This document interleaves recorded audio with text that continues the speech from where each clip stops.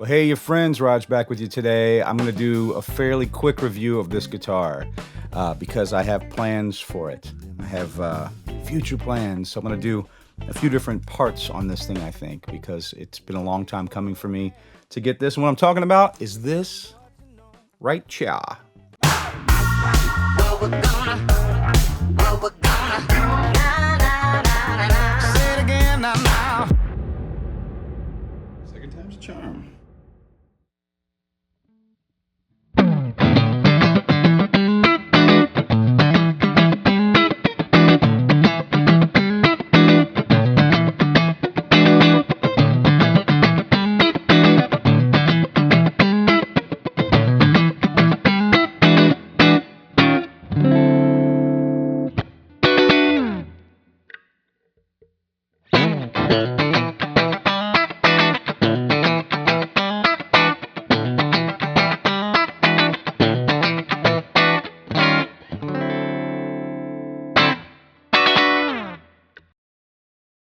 This is a King brand offset T-style guitar.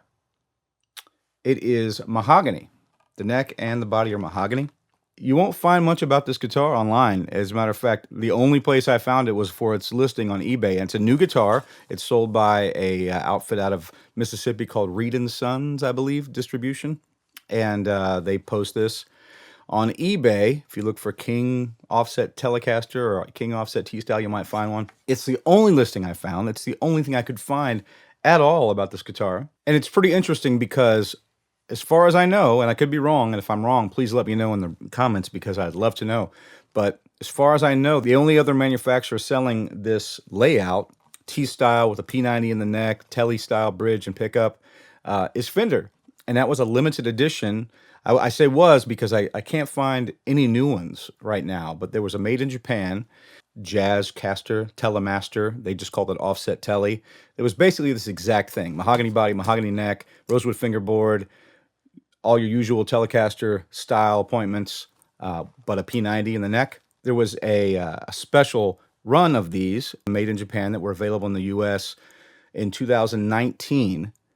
I ordered one before the pandemic hit, and they just never came in. So eventually I had to cancel that order.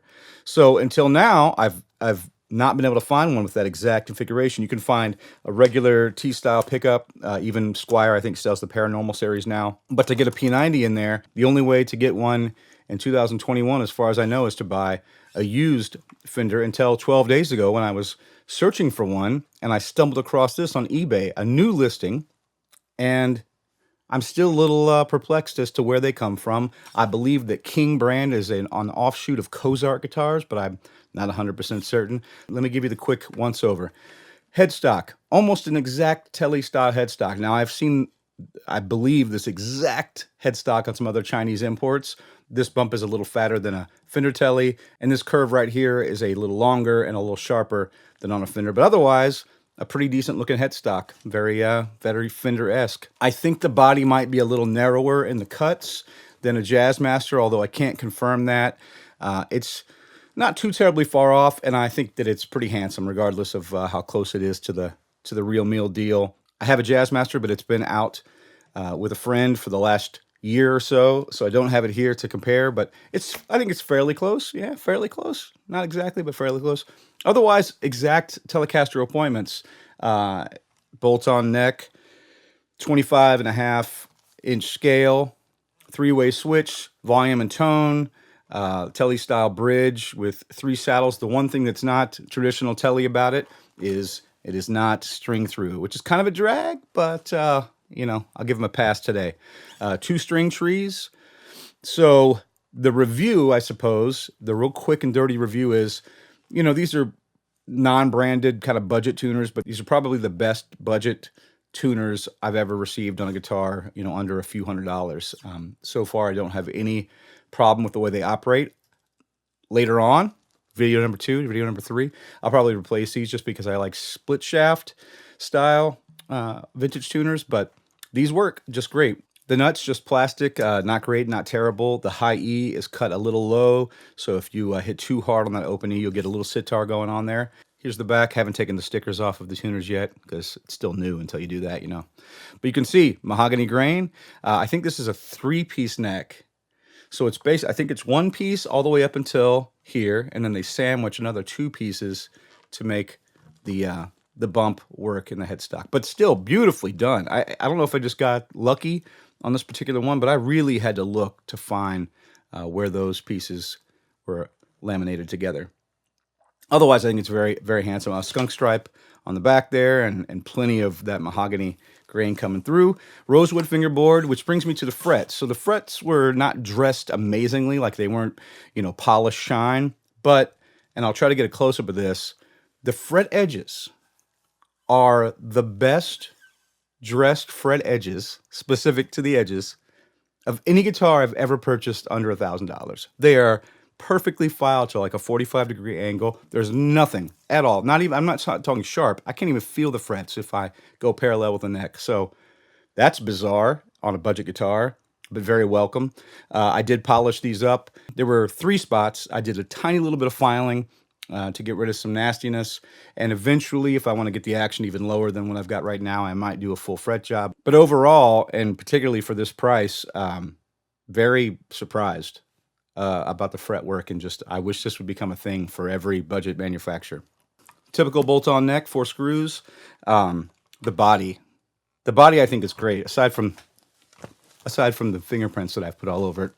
But the grain is very pretty. You know, some might call this little bit of a knot here B stock or whatever else. But for the price I paid, I'm not at all complaining.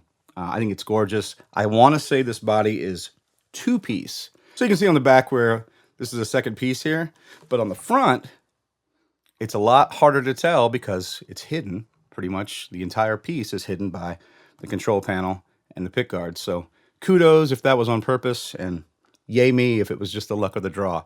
When you get down to the control panel, it's definitely a budget affair. You've got pull-off knobs, and although I'm sure it's probably just a relatively cheap 3-way switch, it feels good, it sounds good, and it works well. Volume, tone, the bridge, again, I'd say just from at first look, it's kind of a budget affair, but it does fine. The saddles are just chrome plated. They're not brass as far as I can tell, and I wouldn't guess. I probably will replace these with brass saddles eventually, but these work great. In order to get the action to a decently low place without a shim, I have had to lower those saddles quite low, and it's not really a problem. They're not sitting on the base plate or anything, but the screws themselves, you could even see in that shot a little bit, are sticking up. So depending on your right-hand technique, that could be a problem for you. Of course, you could just shim the neck, and you'd have to raise those up, and wouldn't be an issue. Pickups. Man, I think for the price, again, winner, winner, chicken dinner. The P90 sounds great. It's open, and, you know, if you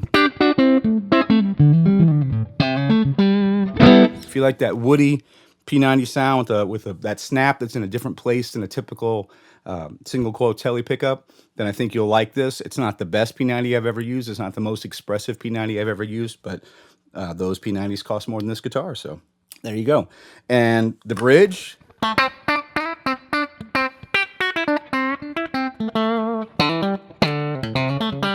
Plenty of snap and warmth too. Sometimes on these budget guitars, the bridge pickup, you know, will have plenty of bite, but absolutely no warmth, or just be muddy and have a snap in a weird place. But it's pretty good. I don't use that pickup too terribly often by itself, so not a problem for me. One problem is these are out of phase. Middle position, clearly out of phase. And back to the neck, so you can tell. Middle, bridge. So I'm gonna see if I can, you know, take the magnet out of one of these guys and flip it around. Probably the P90 if I'm lucky, and if not, you know, not a big deal for me. But if you use that position quite a bit, then you'll want to know that it's not a sound that's unusable. It's kind of cool, and some people pay for that sound. It's kind of neat, but it wasn't what I was expecting. So the rest of the hardware, you know, is kind of budget minded. The strap buttons are kind of small. I'd probably replace them if I was going to play this out live. And that's pretty much it. For the money, I think it's a great value. I think the neck is super comfortable. I don't have measurements for the width from the fretboard to the back of the neck, although I think it's probably in the neighborhood of about 0.9 inches or so. That's my guess, just judging from other guitars that I have sitting here whose measurements I do know. It's very comfortable. Not super fat, not super thin. Kind of a modern C profile, but I think maybe the shoulders are a little wider, come down a little bit before they start to make that curve. So maybe in between a C and a D possibly. And yeah, I think it's a comfortable guitar. It's got a body contour. It's got a forearm contour. So kind of the usual Jazzmaster appointments there. And yeah, just in general, having a lot of fun with it. So I just wanted to get word out because I'd never heard of this brand and certainly never heard of this specific guitar. And to my knowledge, there's always one available on eBay. So I don't know. Maybe they'll be gone and no one will ever see this video because this won't be a product. But I hope not. I think a lot of folks would love to see it. There are some really terrible photographs. No offense to Reed and Sons. I don't think it's their main. I think that they mainly worry about the orchestral instruments. So I think maybe the electrics are kind of, secondary to that. But I think it's a pretty handsome guitar, and the photos they have on that listing really didn't do it justice. It was a leap of faith. So happy in that regard. And again, I don't know that it's exact Jazzmaster body shape, but it's close enough for me. And that's it for today. Hope you guys have a great one. Let me know if you have any questions or comments below, and I'll try to get to them. Thanks. Bye.